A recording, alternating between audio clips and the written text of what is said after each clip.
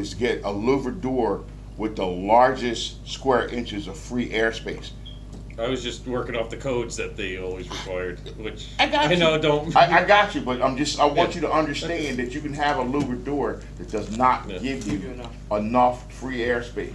So what I recommend is to try to get a louvered door that has the most free airspace, where the slats are open as much as possible. Also, if the basement's been finished and they have a drop ceiling, what I recommend people to do is to put an egg crate in the top of the ceiling. Put an egg crate in, make sure there's nothing blocking it. Now you have air that can get up and over and fill that cavity. If you put both in, it's a better world. Or if you go to Hart and Cooley website and look and see what they have that looks really nice. Some of those grills just look nasty. Get a really nice grill. You can cut it into the drywall, a high and low. But makeup air for this is terrible. And on a power vent, it can be even worse. Okay, with straight Power vent, not a no, on direct vent it doesn't matter. You just pull air from outside. Yeah. But power vent, it's a motor running. So a lot of times you get a small confined space. Like I have a power vented water heater. It's in my laundry room. I got a dryer, I got a furnace, and I got the water heater.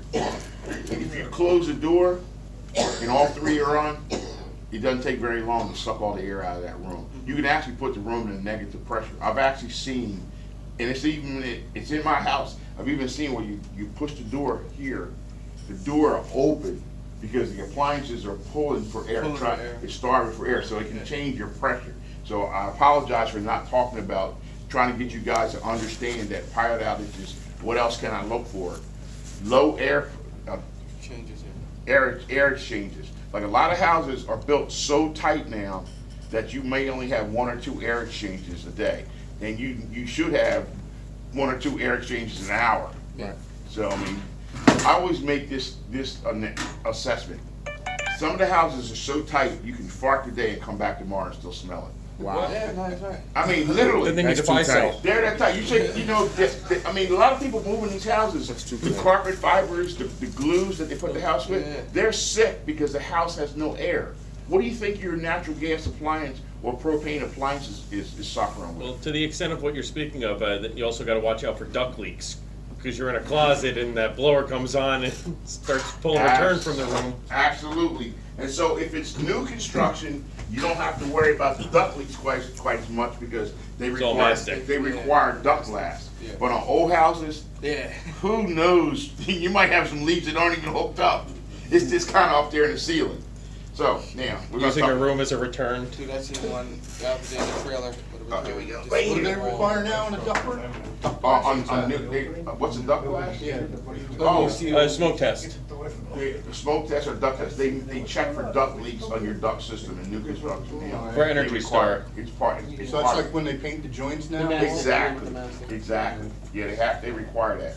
You're in the plumbing side. No, he's one of our senior techs. It's been a long time since I've done an install. It's just, he was using, the old clay mortar, like they built runs out of the sealed ducts. The last time Artie did an install, he had to chisel his sparks. Okay, but on the power vented water heater, on this blower, it's kind of, they make a blower. I need this. I need it. Oh, shoot. Gotta back up. I'm not moving fast enough. What I didn't show you. Oh, I'm sorry. It's all right. What I didn't show you guys was this kit for the heater. This kit has everything in it. So that if you go out, if you stock this one kit on your truck, no matter what the heater is, you'll be able to fix it. You won't get stuck. It has a 2-inch back, it has a 1-inch back. It has the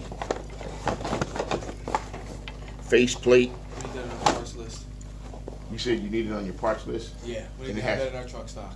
You have this in your truck? No, we need to have it in our Oh, truck you need to stock. have. Why is every class I've done so far said we need to have that in our truck? Because we have no Bradford made parts on the truck. Okay. Well, this is a good one to have in your truck right here.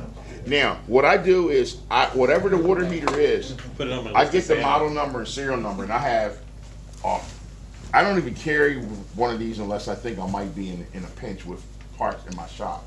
I get the model number, serial number. If a customer calls me, asks for model number, serial number, and I take out what they have on the truck. I take it with me, so I can change OEM. I would rather spin out a gas valve, drop the pressure like you guys were talking earlier, the water pressure, and just spin it out and slide a new one in. That's just me personally. It's just easier, but this is not hard to take if it's in the truck. So if you take the face off and take the valve body out and have this plate right here, if you do that, you've eliminated any water issues. Yeah. So it's your call of what works for you, but you can change the valve out without taking any water out the heater. Yeah, because, we come to 10-year-old water heaters and, sometimes you have pilots, issues or, you got a bad gas valve, we have a customer, I'm gonna have a closing next week. I don't wanna buy a new water heater, And if they we're don't not wanna the buy a new cheapest. water heater and you put this kit Yeah. in, that's fine. You really don't But wanna please put this in. This spring right here comes in the kit. Last night when I did the kit, I did it in the class. What you talking Huh? Not one person. I Out of 12 people knew the answer. Right. What you talking about, Harvey? Yeah. It wasn't in the first one, so don't go to the other one. What you talking about, Harvey? What is that? Yeah, what you talking about? What it is this piece is built into the burner. See this burner right here? Okay. That goes down inside the burner. With the new valve, this is a flow restrictor. This cuts the flow back because the new valve gives you more flow. They had to redesign, so they still use the old style tube. They didn't change it, but they put a flow restrictor in. That's what this spring is. So if you ever go out to do a conversion, make sure you put this in. If you don't put this in, the heater's gonna overfire. Oh. Okay? Does it make sense? Everybody's going, oh, does it make sense? What you talking about? But I'm just saying that. I thought that was high recovery. Man, it works even better than the other one. Let's fire it up quick, man. So, no, a lot of people don't, it comes in the box like this, but because the guy said he was on the job and this fell out, and he was like, what the hell was that? I broke it. So, and everything you need in here, there's instructions. That's for bending There's a quarter-inch kit. copper. Yeah, I'm like, what There's is a striker in here, and everything on this can be changed. It's funny, there's a striker built into this, so if you guys ever use this, keep the extra striker that's in the bag. This little piece right here, this little striker, it's easy to take out, but if you put a heater in, I've done it. You can put a water heater in, and sometimes the striker doesn't work. It's okay to go ahead and light it with the lighter, but the customer may not be able to light it back if they ever cut the gas off. So you can throw one of these in your tool bag or two of these on the shelf. You'll have this for a backup if you ever get a valve that the striker doesn't work on. Now what I've done, I've had situations where the striker would not light the heater. I would light the heater with my little torch, not torch, but grill lighter. long. Grill lighter. Yeah. I use the map torch. Wow.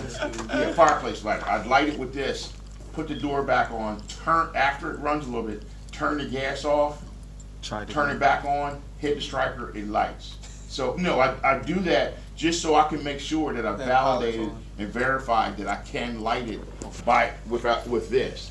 But sometimes they're just stubborn, so it's okay to go ahead and use this to light it. Just trying to give you helpful tips. So let's get back to the power pin. But I wanted to give you guys this. Is there any time where it's okay just to change the control and not the valve itself? Yeah, well, that's what I'm saying. I'm talking, what he was saying was the back plate before. That you could leave If the you back. can leave the back plate in and just use this and this. Well, I was saying just use that and leave the valve, because I would- I've run into a lot of them where it wasn't reading the pilot or holding Right. the pilot at I would change 500 millivolts. I would change both because you have two functioning components here. These 3 pins right here, going back to that, these 3 pins. What happens on new installs, more than anything else, is when you're carrying that water heater down the steps and it's hitting bang, bang, bang, bang, those pins become out of alignment. I've had cases where I've just taken the screw out, moved the part forward, pushed it back, and lit the heater, and it caught. Usually what happens is the pilot will light, but it won't recognize. if you take, and I've had cases where guys have told me what they've done, they wouldn't light, and they just do this.